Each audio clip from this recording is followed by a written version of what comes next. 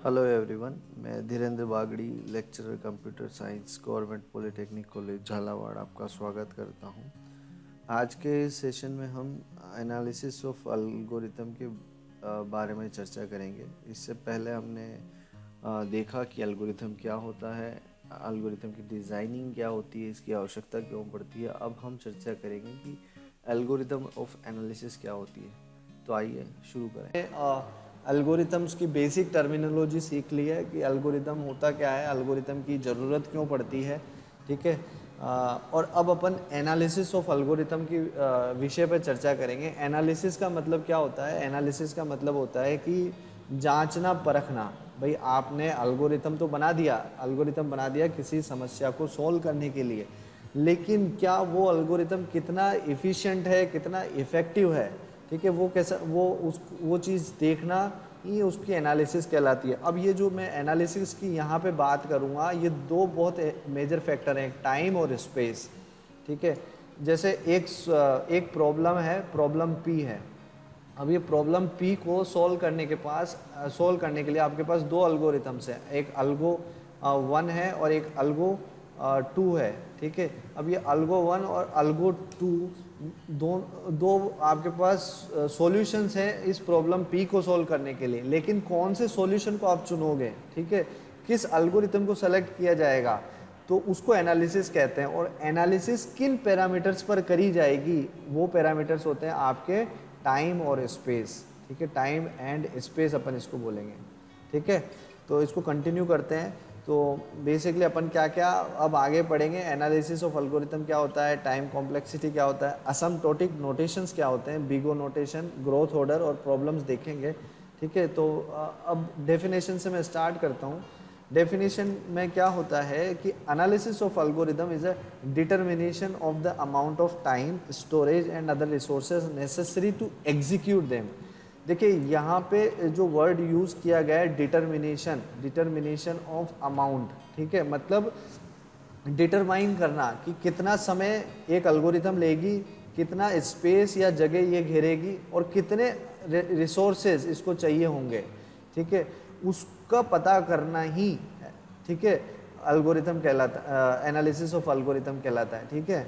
अब यहाँ पे एग्जीक्यूट देम मतलब, एग्जीक्यूट का मतलब हो गया कि वही जो सीक्वेंस ऑफ स्टेप्स आपके एग्जीक्यूट हो रहे हैं, उन सीक्वेंस ऑफ स्टेप्स को एग्जीक्यूट होने में कितना टाइम, कितना स्पेस और कौन कौन से रिसोर्सेज लगेंगे, उसका पता करना ही एनालिसिस ऑफ एल्गोरिथम कहलाता है, ठीक है। Analysing algorithm is called asymptotic analysis, ठीक है। मतलब अगर अपन जब एनालिसिस ऑफ एल्गोरिथम की बात करते हैं तो इसको अपन बोलते हैं एसिम्प्टोटिक एनालिसिस, ठीक है। Asymptotic analysis evaluate the performance of an algorithm. तो ये एसिम्प्टोटिक एनालिसिस जो होता है ना, इसके माध्यम से ही अपन किसी एल्गोरिथम की परफॉर्मेंस के इवेलुएट करते हैं, कि पता लगा सकते हैं। अब ये इवेलुएशन जो वर्ड जहाँ यूज़ में हो गया, इसका मतलब कंपैरिजन किया जा रहा है कि एक समस्या है, उसके लिए उसको सॉल्व करने के लिए एक या एक से ज़्यादा एल्गोरिथम एग्जिस्ट कर रही है, और जब एग्जिस्ट कर रही है तो कौन सा अच्छा करेगी, ठीक है। तो उस परफॉर्मेंस को कैसे पता करेंगे, तो उसके लिए अपन एसिम्प्टोटिक एनालिसिस करते हैं एल्गोरिथम का। और ये एसिम्प्टोटिक एनालिसिस को करने के लिए अपने पास एसिम्प्टोटिक नोटेशंस होते हैं, वो अपन आगे देखेंगे, ठीक है। तो अब देखते हैं टाइम कॉम्प्लेक्सिटी क्या होता है, ठीक है। Time complexity of an algorithm quantifies the amount of the time taken by an algorithm, ठीक है। तो एक्चुअल में क्या होता है कि जैसे एक प्रॉब्लम है आपका पी, और इसको सॉल्व करने के लिए अपन बात करें, जैसे इसको सॉल्व करने के लिए आपने एक प्रोग्राम लिखा, ठीक है, एक प्रोग्राम लिखा जिसमें 1 2 3 4 और 5 लाइन का कोड आपने इसमें लिखा, ठीक है, 5 लाइन का कोड आपने इसमें लिखा। अब ये जो पहला लाइन है, पहले लाइन में एक इंस्ट्रक्शन, एक स्टेटमेंट लिखा हुआ है। अब ये एक साधारण सा स्टेटमेंट है जो 1 यूनिट टाइम लेता है, 1 यूनिट टाइम लेता है, एक फिक्स अमाउंट ऑफ टाइम अगर ये ले रहा है। दूसरा स्टेटमेंट आपने इस तरीके से लिखा है जो लूप स्टेटमेंट है, ठीक है, जो डिपेंड कर रहा है इसके अंदर के वेरिएबल की साइज पर। तो ये वेरिएबल साइज पर डिपेंड करेगा। मान लीजिए वेरिएबल साइज आपका n है, ठीक है, तो ये कितना यूनिट टाइम लेगा, n यूनिट टाइम लेगा। तो इसी तरीके से हर स्टेटमेंट जो प्रोग्राम के अंदर जो स्टेटमेंट आपने लिखे हैं, हर स्टेटमेंट जितना टाइम लेता है, ठीक है। मतलब ये नंबर ऑफ स्टेटमेंट बेसिकली क्या है, नंबर ऑफ स्टेटमेंट बेसिकली आपके स्टेप्स हैं, और हर स्टेटमेंट क्या है आपका बताता है कि कौन सा ऑपरेशन परफॉर्म होना है, ठीक है। तो ये जो नंबर ऑफ स्टेप्स स्टेटमेंट्स आप बोल रहे हो, these are nothing but the number of steps, and each and every steps execution time is fixed, ठीक है। एक हर स्टेप कितना एग्जीक्यूशन टाइम लेगा वो और कितना स्पेस लेगा। अभी अपन सिर्फ टाइम कॉम्प्लेक्सिटी की बात कर रहे हैं कि एक स्टेटमेंट को या एक स्टेप को एग्जीक्यूट होने में एक फिक्स अमाउंट ऑफ टाइम लगेगा या वेरिएबल टाइम लगेगा, डिपेंड करता है कि वो स्टेटमेंट कैसा लिखा गया है, ठीक है। तो उसको बतलाना पूरे जैसे प्रोग्राम में नंबर ऑफ स्टेप्स, पूरी स्टेप्स कितना टाइम ले रही है, तो उसको बतलाना ही एक्चुअल में टाइम कॉम्प्लेक्सिटी कहलाता है, ठीक है। अब अपने पास टाइम कॉम्प्लेक्सिटी को एनालाइज करने के लिए तीन अपने पास केस होते हैं, 3 केसेस होते हैं। एक तो वर्स्ट केस होता है, एक एवरेज केस होता है और एक बेस्ट केस होता है, ठीक है। वर्स्ट केस की अपन बात करें, वर्स्ट का मतलब होता है सबसे खराब केस, ठीक है, और एवरेज केस का मतलब होता है कि अच्छा और बुरा दोनों का मिक्सचर, और बेस्ट केस होता है कि सबसे इजी। अब देखो मैं आपको देता हूँ, जैसे एक मैंने आपको समस्या दी, one problem I have given कि there are 5 numbers in an array, ठीक है। एक अरे में आपके पास 5 नंबर हैं, ठीक है। अब ये एक अरे मैंने दिया 2 3 4 5। अब मैंने यहाँ पे देखो मैं हूँ यहाँ पे, तो एनालिसिस ऑफ एल्गोरिथम में मतलब क्या होता है, जैसे आपके पास एक गिवन प्रॉब्लम होगा, उसको सोल्व करने के आपके पास एक या एक से ज़्यादा तरीके हो सकते हैं। अब इन तरीकों को ही कंप्यूटर की भाषा में अपन एल्गोरिथम बोल रहे हैं, ठीक है। और जब आपके पास एक या एक से ज़्यादा एल्गोरिथम है, तो बेटर एल्गोरिथम का सिलेक्शन की बात आती है कि मैं बेटर एल्गोरिथम चूज़ करूँ, ठीक है।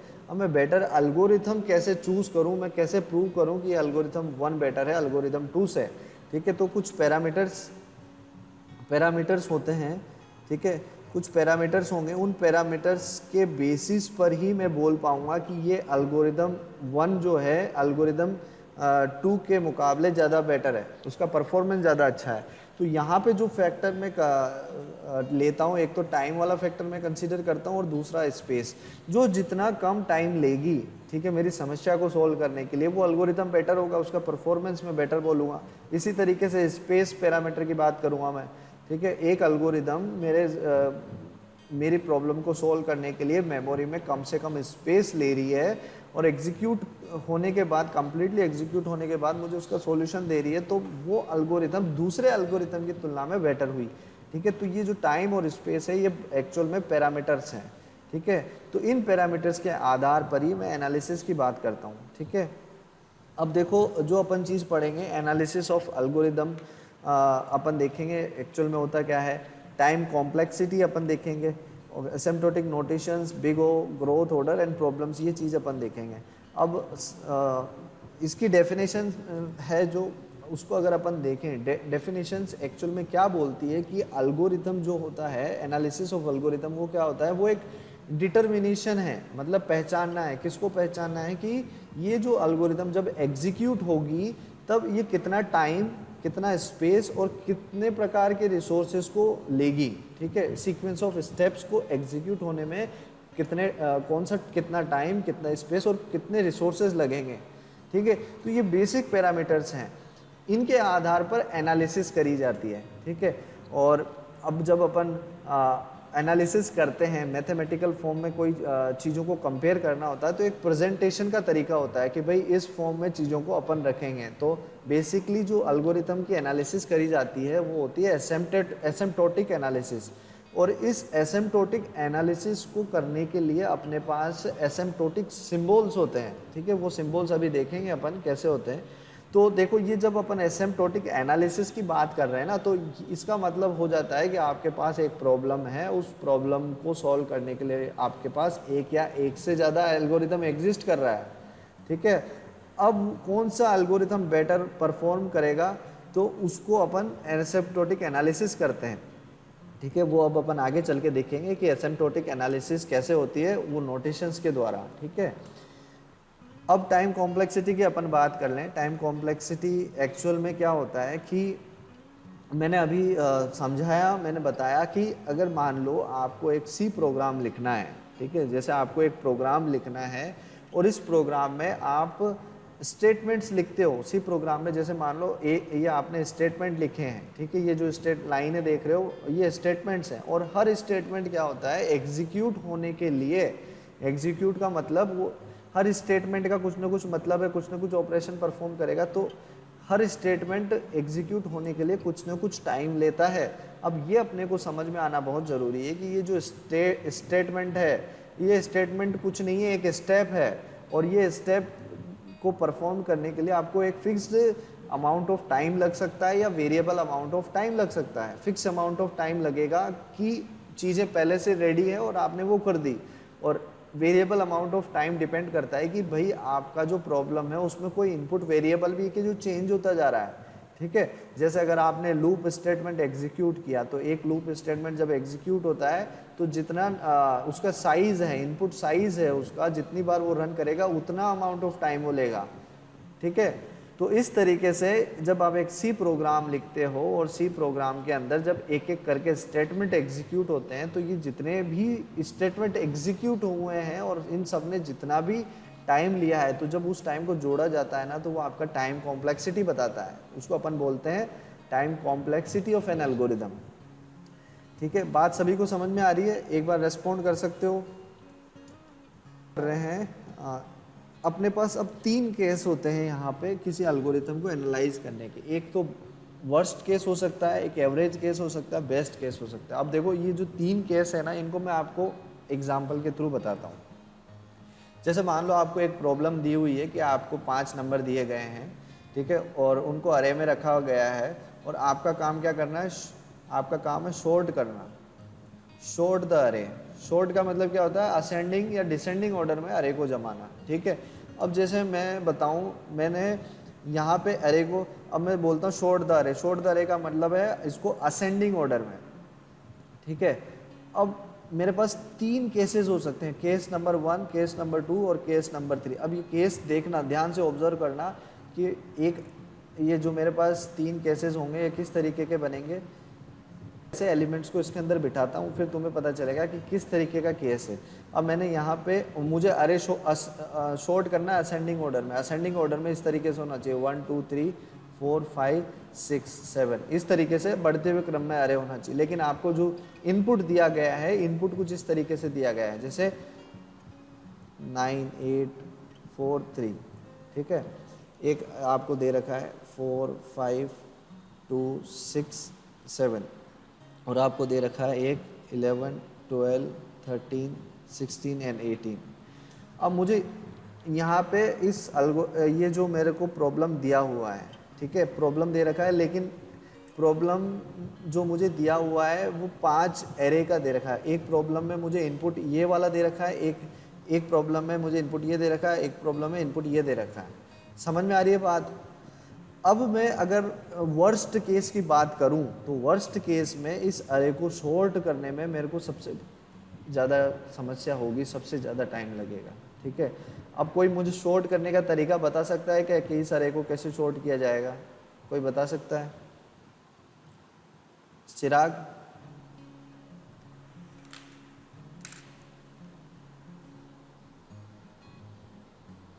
बहुत सही, बहुत अच्छा, टेक्निकली सीधा ही तुमने बता दिया। मैं तो एक ऐसे ही आंसर जानना चाहता हूँ। स्वप्निल तुम बता सकते हो कैसे होगा?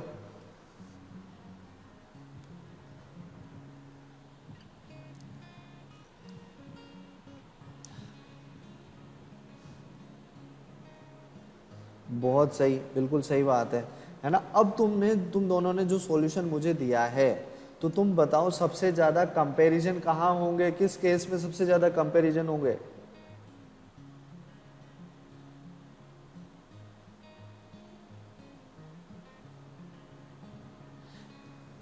नहीं, मतलब सबसे ज्यादा कंपैरिजन कैसे होंगे? कंपैरिजन और स्वैपिंग 2 ऑपरेशन परफॉर्म होंगे ना।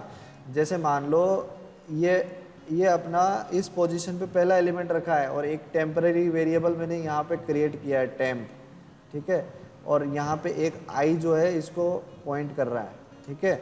अब मैं क्या करूँगा, इस जो टेम्पररी वेरिएबल में हमेशा जो भी आई जिसको पॉइंट करेगा उसको मैं यहाँ रखूँगा, फिर इन दोनों का आपस में कंपेयर करूँगा।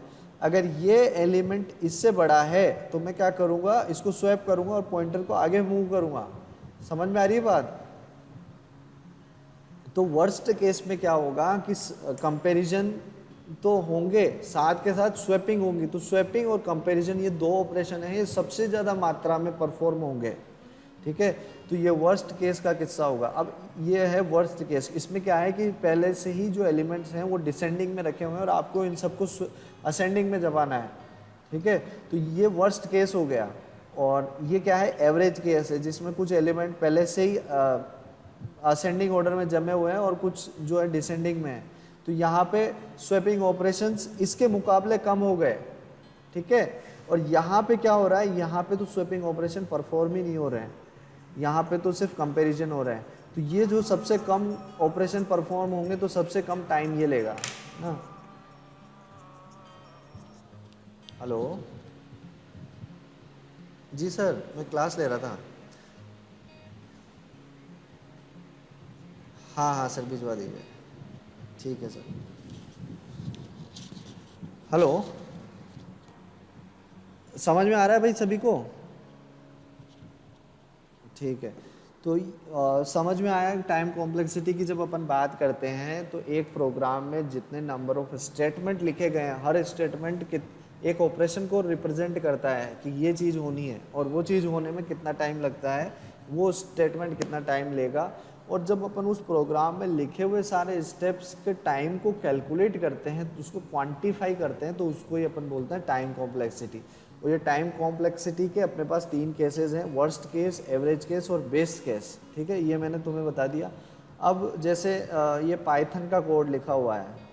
ठीक है, इसमें क्या है, एक ये फंक्शन है, सर्च नाम का एक फंक्शन है। इसके 2 इनपुट पैरामीटर्स हैं, AAR और X। ठीक है, और एक फोर लूप है।